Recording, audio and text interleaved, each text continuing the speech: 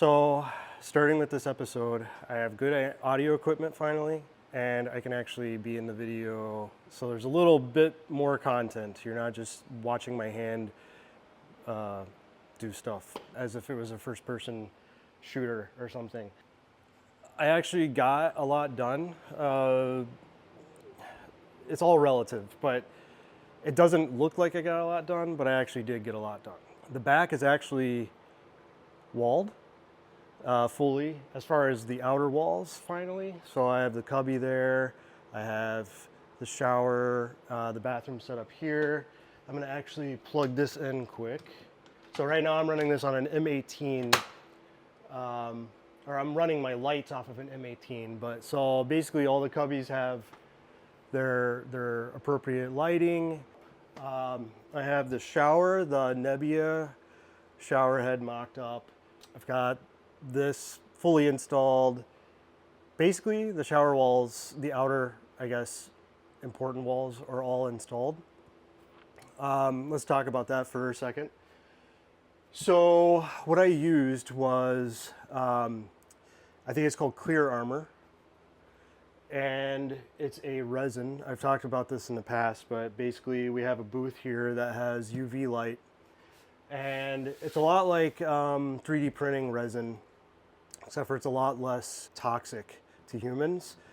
Like the VOCs that 3D printing resin puts out, meaning like the fumes essentially, are insane. This, you can actually be in the room with it without a mask on. It's that safe. But the point is when it's a polymer, so once it's cured with UV light, it becomes a plastic outer shell. So I'm using bamboo, and then I have a plastic matte outer shell over that. That should last. I mean, this stuff, they use this to coat planes with, apparently. That's what this stuff started as. So that's what I use for the shower walls. So you're probably looking at this and you're like, this idiot used wood for his shower walls. I did, but I did coat it with 3 pretty thick coats of a UV curable resin. At the end of this video, I can show you the booth and kind of how that works.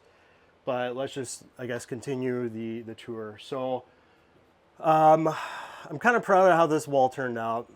It could have been a little better. It's off by about 1/16 of an inch, mainly because of the routing I had to do for this. I'm not going to get into the specifics, but this is going to be a pocket wall here.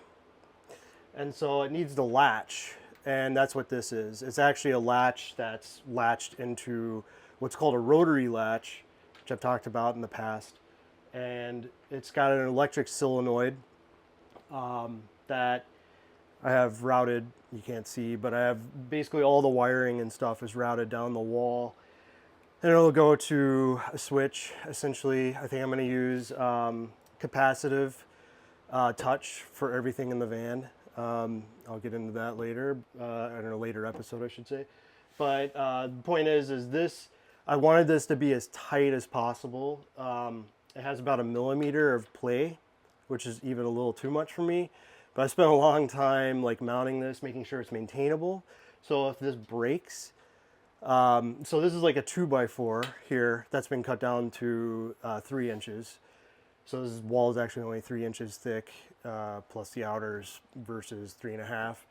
But the point is I had to like I had to like use a drill and like make it to where I could basically slide the cassette of the rotary latch out this way by taking this wall panel off, in case that ever broke.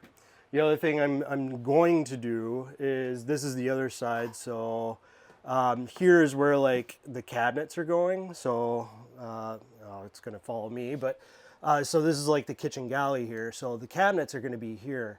So what I can do is I can actually, inside the cabinet, I think I'm gonna have a panel here that I can take off.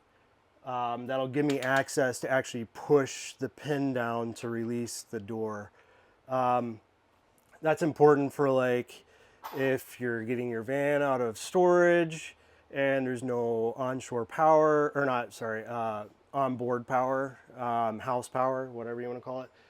The solenoid's obviously not going to work because it has no power. So I want to have a physical, mechanical way of actually unlatching the door and being able to open it to the back of the van. I mean, these are just examples of things you have to think about, right? You have to think about every scenario as you're building these things so that you don't get into a situation where you're on the road or something and then you can't open your bathroom door. And maybe it's an emergency. Maybe you have to poop. That would suck. So anyways, long story short, I got this installed. I actually CNC'd a little notch here. I wish I could show it. Actually, you know what? I'm going to pause this quick. So what I have here is I've got an M12 battery because the solenoid runs on 12 volts. M12 is Milwaukee's way of saying this runs on, this is a 12 volt battery. So what I can do now is I can show you how the rotary latch works. So basically, imagine I touch a capacitive button or a physical button, however I end up doing it, and it sends voltage to the solenoid, right?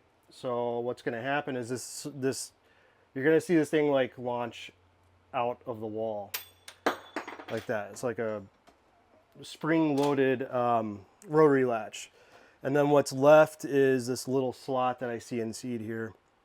So when the door opens this way, I wanted to have a clean look of just having a little notch there. So this wall is like super clean when the door is open, and that's like literally all you can see is the little slot there. So yeah, that's that. So that was a lot of thinking through, making sure everything was tight, making sure like the whole wall felt luxurious, I guess, which is what I'm going for. I also had to run the high voltage behind this wall, which is always fun when you're mixing water and especially high voltage. But I mean, it's a van, you're limited in space. Eventually things are going to cross paths. But what I try to do, as I've talked about in the past, is I try to run all the high voltage at the very least through conduit. That way, if there's, I don't know, a heat buildup or whatever, it's at least somewhat protected in a conduit. The other reason, obviously, is it keeps water from getting inside the, or close to the wiring.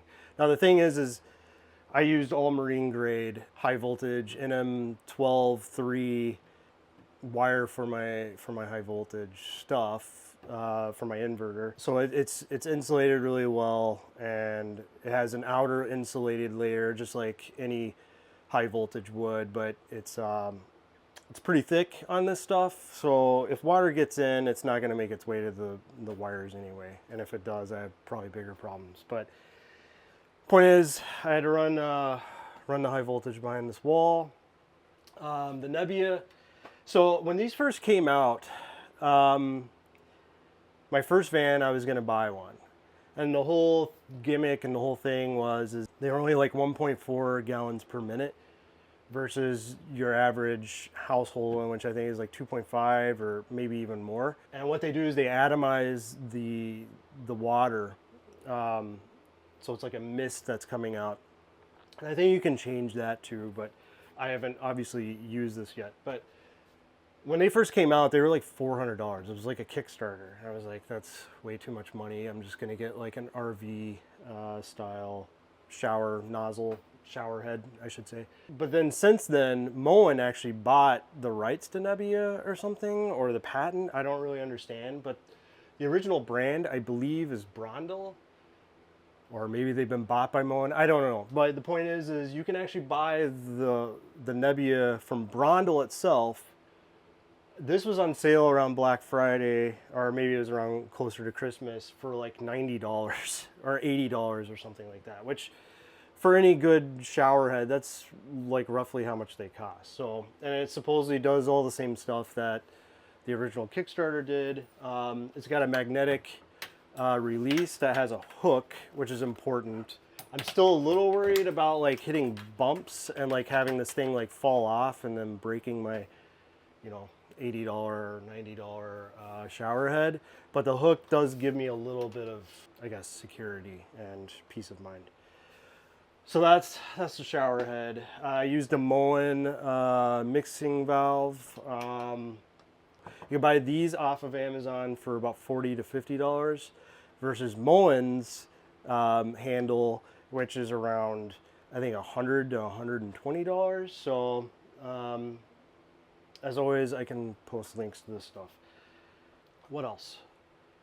That's kind of it. Basically now I have to figure out the whole pocket door situation. So I bought a pocket door kit off of Amazon, and I'm realizing with the curvature of the ceiling here and then the step up from down there, losing about 4 to 5 inches vertically, it's not going to be a very tall entryway. So because I'm going to lose, it has to be straight, right? So I'm trying to figure out, I think what I'm going to have to do is a perfect example of having to try to be 5 steps ahead and not always being 5 steps ahead as far as design.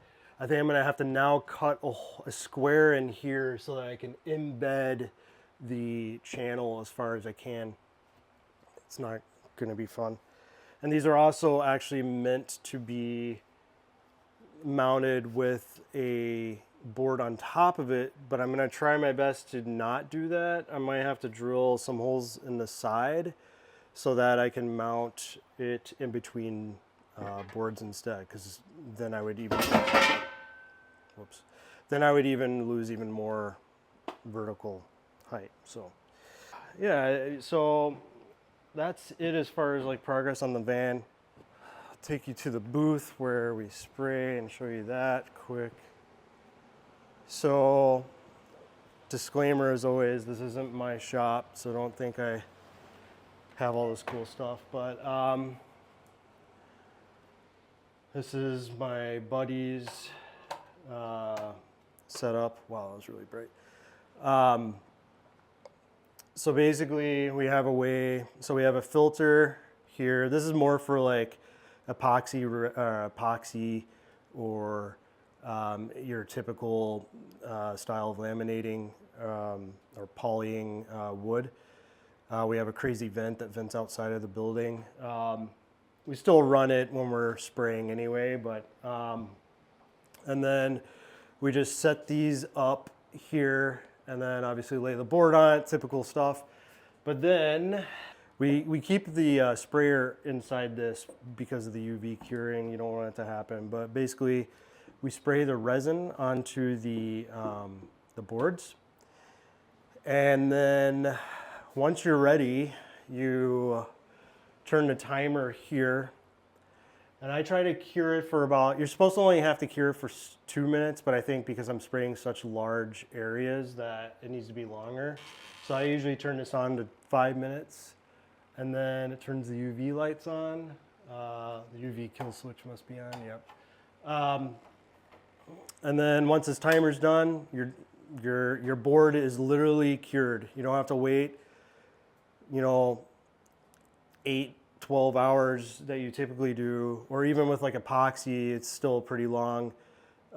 It's literally 2 to 5 minutes, and it's ready for another coat. And for the bathroom, at the very least, I was trying to coat everything at least, around three times, 3 coats. So basically, spray, UV cure, come back in, sand if needed, spray, UV cure. You can literally have, I had that shower wall fully sprayed and cured in around, I would say probably, let's be conservative and say like 30 minutes, which is insane. 3 coats in 30 minutes, ready to be installed, not having to wait for it to cure. You can totally touch it and move it and whatever you need. And then as far as like how I'm going to take care of these, I think, so this is actually, I'm kind of proud of this. And I actually did a video the other day of how I actually use a jigsaw. Not that that's like crazy or anything, but I was able to achieve this accurate of a cut with between my jigs that I made that I've talked about in the past in other videos, as far as like finding where to actually cut the hole. You basically put the board against the wall and like punch it, and then it puts indents into the back of the board. But using nothing but a jigsaw, it was so tight of a tolerance once I got it on here, I actually had to take a hand file and kind of file a couple areas to make it like fully fit.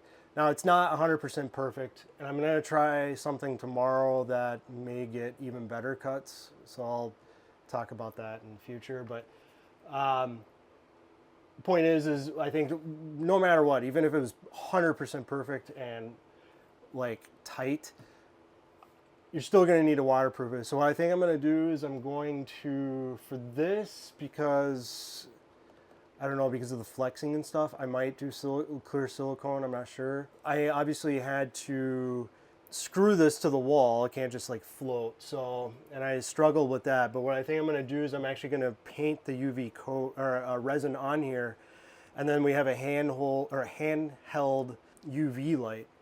So basically I can like paint it and coat this pretty well, and then take a UV light and cure it, and I'll have a piece of plastic coating over that.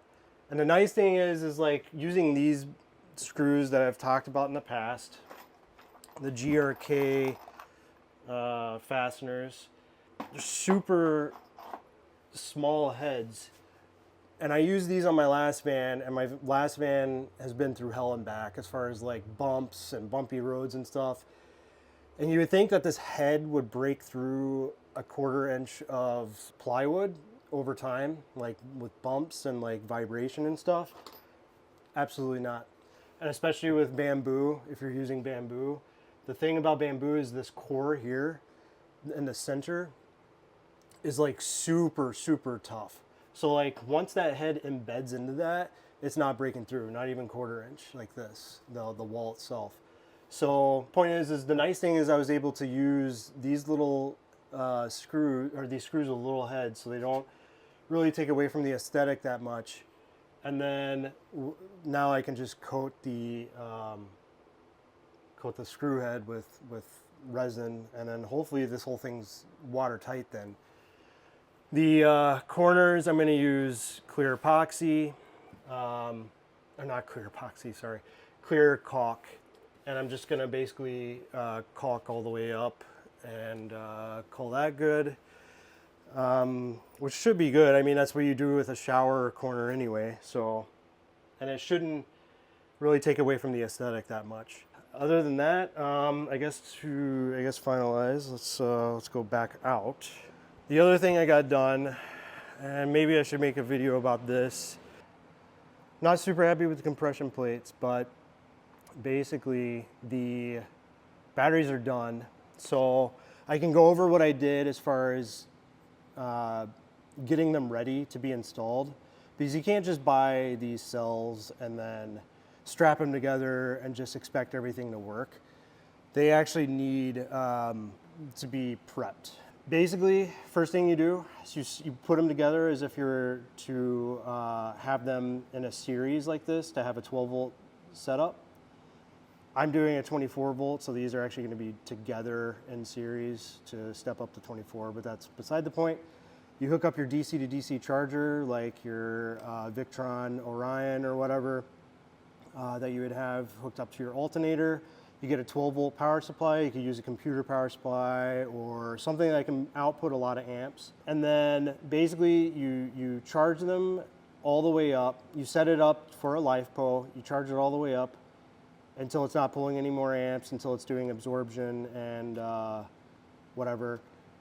At that point, the batteries are topped off as far as like the LiFePO charger, DC to DC charger is concerned. Then what you need to do is you need to take them all apart. You connect them in series, so it'd be plus, plus, plus, plus, minus, minus, minus, minus. And then you hook these bars up across all the terminals, right? Obviously not connecting the two terminals together, that would cause a fire.